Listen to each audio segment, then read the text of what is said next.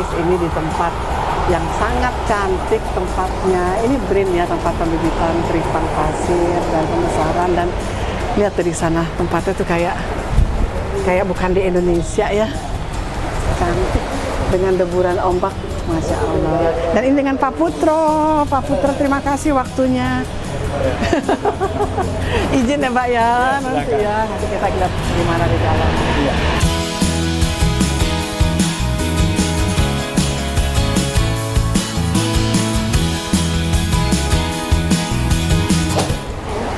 What a small world.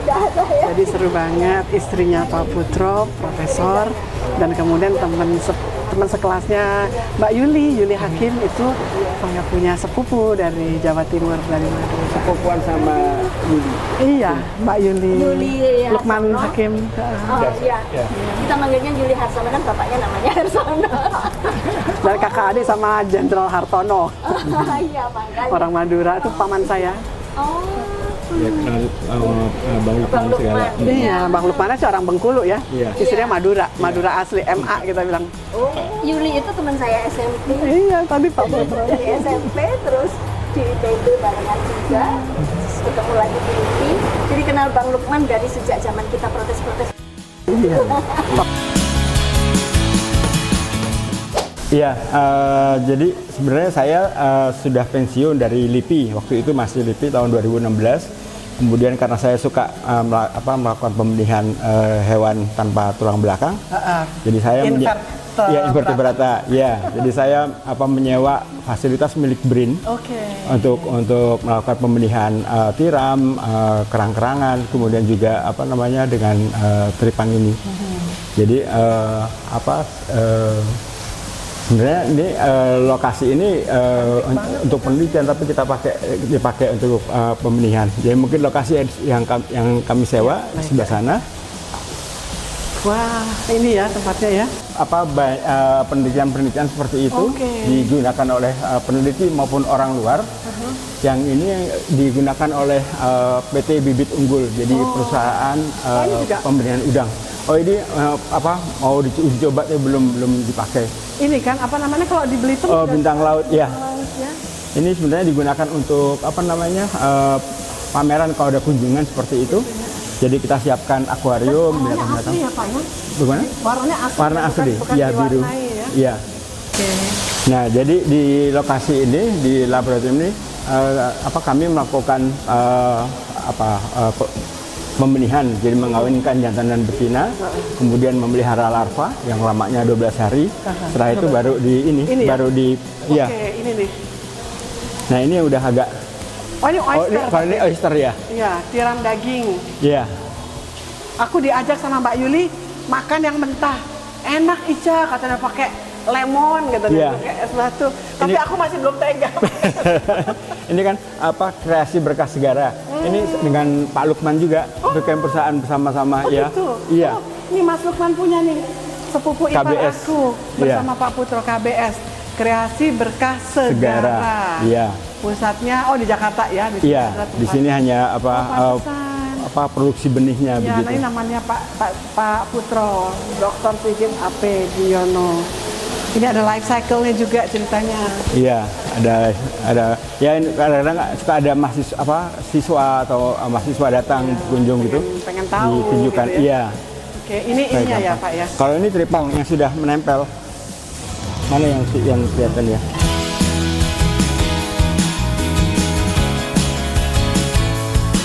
Sekitar 14 bulan sampai bisa dipanen ukuran 300 gram. 14 bulan. Iya. Kalau panen nanti melibatkan masyarakat apa ada? Nah, ada teknik lagi tuh. Kami memang baru produksi benihnya seperti ini, belum ke masyarakat. Ya, maksudnya dulu memang Bulunya waktu ada LIPI, waktu masih LIPI, itu kami diberi anggaran untuk pemberdayaan masyarakat, kemudian memberikan bantuan berupa kurungan. Tapi setelah BRIN itu nggak boleh hilirisasi, jadi hanya boleh penelitian. Itu aturannya ya? Iya, jadi akhirnya nggak ada lagi kegiatan seperti itu. Sayangnya, tapi hilirisasi belum ada lagi gitu? Belum ada lagi. Nah, kemudian peneliti yang dari KKP juga pindah ke BRIN kan, jadi juga nggak bisa apa-apa. Yang di KKP-nya seperti diamputasi ya, nggak punya peneliti. Bisa direplikasi ke masyarakat untuk Itu tadi Ke di swasta Penggal. sudah waktu Swasta itu udah di Lombok Timur ada. Jadi tapi kemudian mereka melihat bahwa ini sistemnya berbeda, mereka mengadopsi yang dari Madagaskar. Oh, Madagaskar. Iya. Ngapain ya kalau kita punya ya? Iya.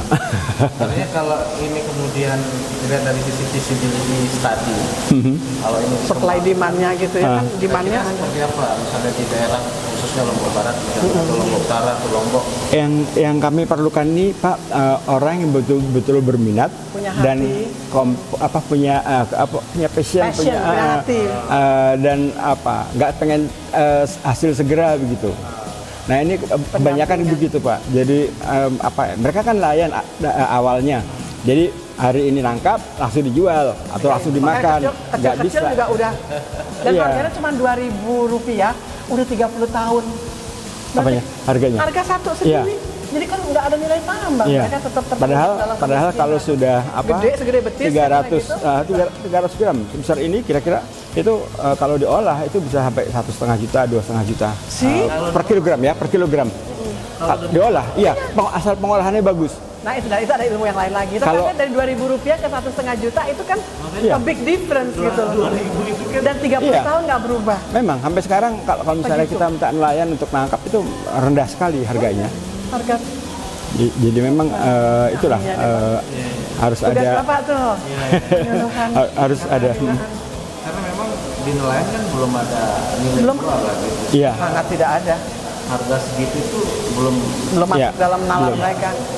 Nah itu yang agak susah itu bahwa mereka kurang sabar gitu untuk menunggu Karena sampai. mereka nggak ada ilmu sabarnya. Itu kan mesti Iya. ada mentor, Iya. mentorship gitu loh. Iya. Jadi kan diajarin tunggu ya. Yes. Daripada cuma 2.000 perak, tapi kan bisa 1,5 juta nih. Iya. Misalnya setelah Padahal kan nggak usah dikasih makan kan, piara gitu aja. Alam yang memberi makan. itu Allah Iya. maha baik gitu kan. Iya. Begitu aja hidup. ini baru jenis pasir aja Pak ya. Iya.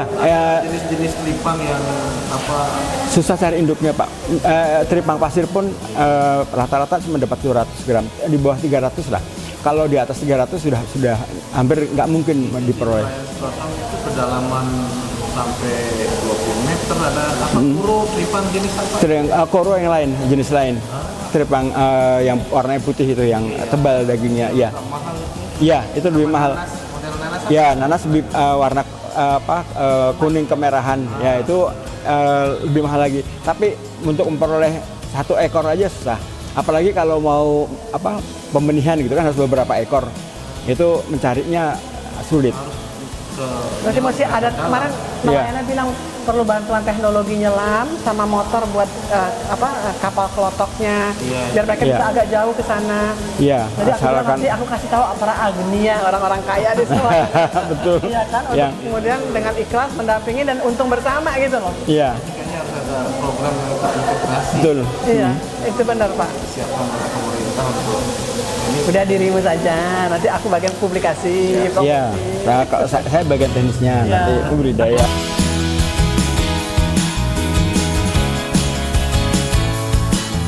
Ini anakan yang baru mau menempel.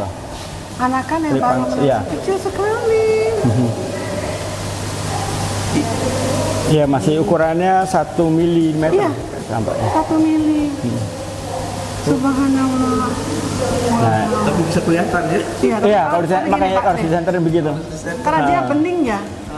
Kalau yang ini yang sudah angkatan Bapak mau pegang kursi. angkatan sudah yang lebih dulu ini, Oh, ini lebih gelap ini. iya. Nah, Ini tuh. sudah menempel, sudah hidup di dasar. Allah Ini Maha makhluk Kaya. Allah ini ya. yang Dan kita orang lihat. NTB harus mampu untuk Betul. ikut menikmati kekayaan alamnya, bukan? Allahu Akbar. Kelihatan, bisa Iya, kelihatan ya. kelihatan. Oh, subhanallah. Mau lihat di bawah mikroskop. Boleh cross Menarik Pak? juga. Ayo, yuk. Boleh ya Pak ya? Yuk. Ya Allah, ya Allah.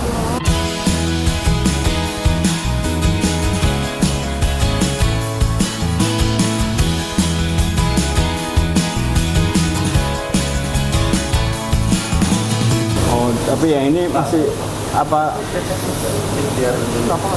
keluyuran jalan-jalan gitu. Oh gitu, udah. Ini aku lihat dulu ya Pak ya. Iya, Dulu. silakan. Nanti habis ini Pak Abu Bak. Bismillah. Kelihatan hitam. Iya. jalan-jalan gitu apa berenang gitu. Berenang ya. Ya Allah, makhluk Allah ya kecil begini ya. Hidup itu ya. Iya.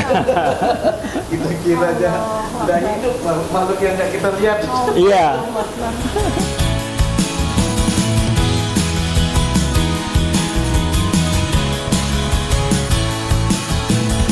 Jadi dia berenang, menempel, nggak cocok pindah, seperti itu. Dan nggak cocok tuh bisa macam-macam, ada saluran sedimentasi bekas tambang liar atau Iya. kan rusak dia punya rumah, Iya. kadang lamunnya habis karena dia Yang ini yang sudah menempel. yang menempel.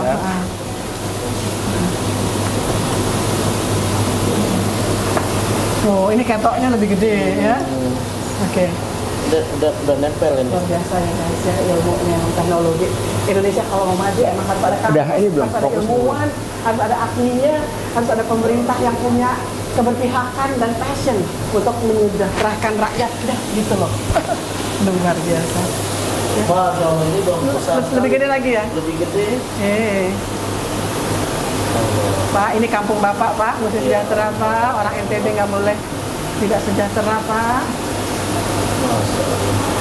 Nah, dia udah Aku tadi- mulai makan yang menempel karena Udah dia jadi. enggak.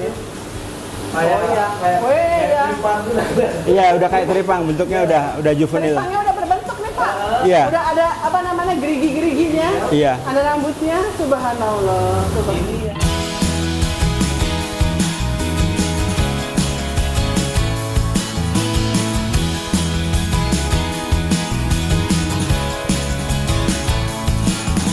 Jadi guys, Bapak ini punya posisi luar biasa. Tadi Pak Putro menjelaskan di bagian infrastruktur di luar kelompok peneliti gitu ya Bapak yang Penguasa wilayah. penguasa wilayah.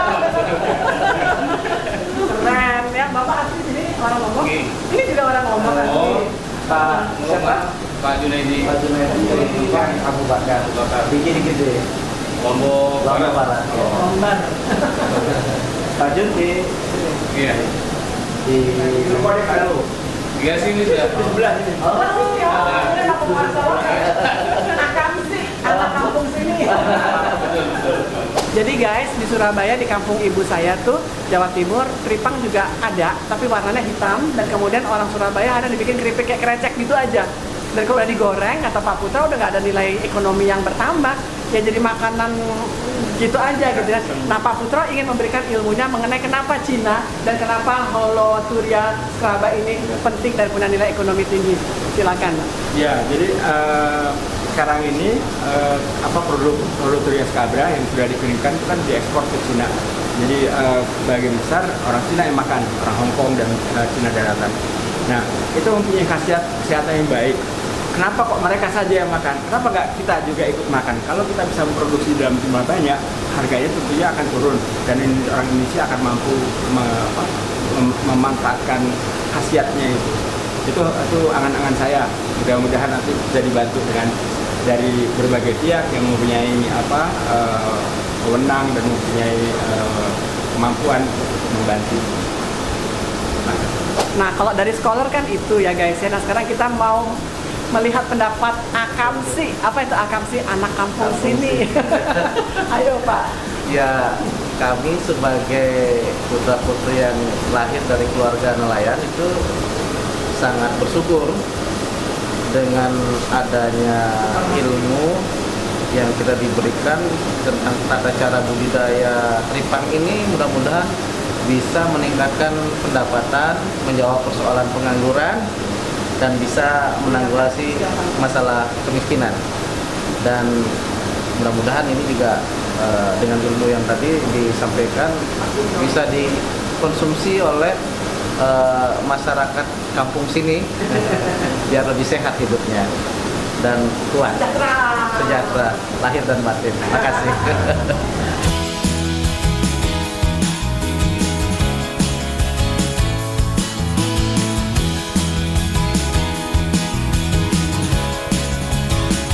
Dia kan menempel di daun-daun lamun ini, jadi dikasih makan yang ini ya. Ya, kalau plankton ditambah bubur lamun, lamun tuh ini, jadi ini di blender sampai kemudian di saring, campur dengan plankton baru dikasih. Jadi ini daunnya ini, daun lamun ini ya. Nah, daun lamun memang mungkin sebagian orang protes karena ini menjaga lingkungan. Tapi sebenarnya ini kan kayak rumput. Jadi kalau kita ambilnya itu dipangkas, dia tumbuh lagi.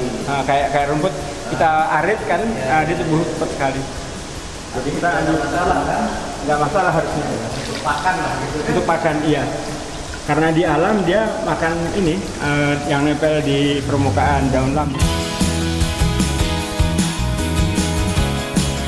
Setiap hari kita kasih makan ini karena sebagian dari ini akan mengendap di dasar. Dan juga yang nempel di dinding, jadi harus dikasih makan yang di dinding juga.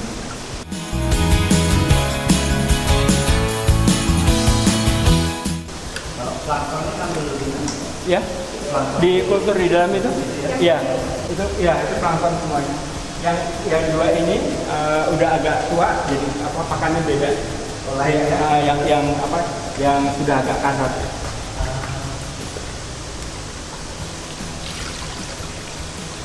dan berusia juga ya. Iya. Ada bayi baru lahir sama yang sudah 2 bulan gitu.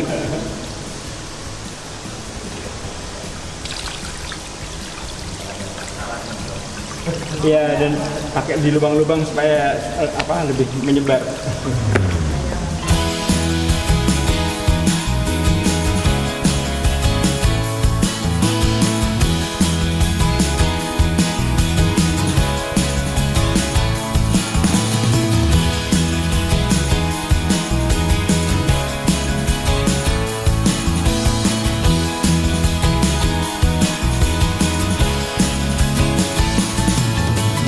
Jadi guys, ini pohon cakep banget ya. Kalau aku sih lihat estetik dari ininya, dari serat-seratnya, batangnya. Dan ini teduh banget karena kan walaupun indah di belakang, ini tetap pantai, jadi ada panas-panasnya. Nah, tadi Prof Yoyo cerita ada anak ITB waktu itu sebelum pergi ke Denmark dapat beasiswa. Kelamaan nih di Lombok, terus diputusin pacaran, dia nangis bombay di sini. Gitu tuh ketahuan temennya anak IPB juga, dan sampai sekarang itu menjadi cerita drama yang terpatri di pohon ini. Jadi ketika di sini lagi mau dibersihkan, semua pohon-pohon kelapa ada yang dibuang-buang jadi bangku, jadi segala macam, tapi tidak pohon ini karena ini punya drama seri berjudul Patah. Seru ya, ilmuwan boleh bikin drama.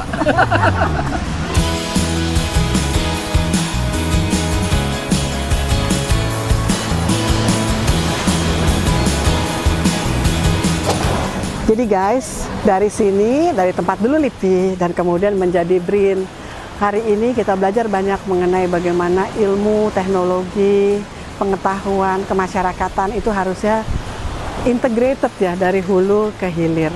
Dan kemudian ada istilah akamsi, anak kampung sini, para agnia, yang di dalam peraturan BRIN yang baru itu kayak dari hulu, ilmu itu kayak Menara Gading sendiri gitu loh, nggak integrated.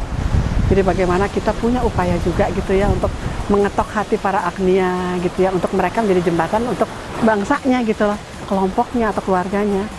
Dalam hal ini nelayan ya, nelayan Tripang itu harga 2.000 perak nih guys, 30 tahun yang lalu sampai sekarang sama, kan gila banget. Inflasinya berapa?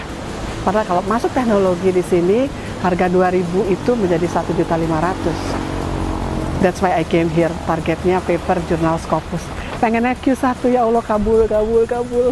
Doain ya guys.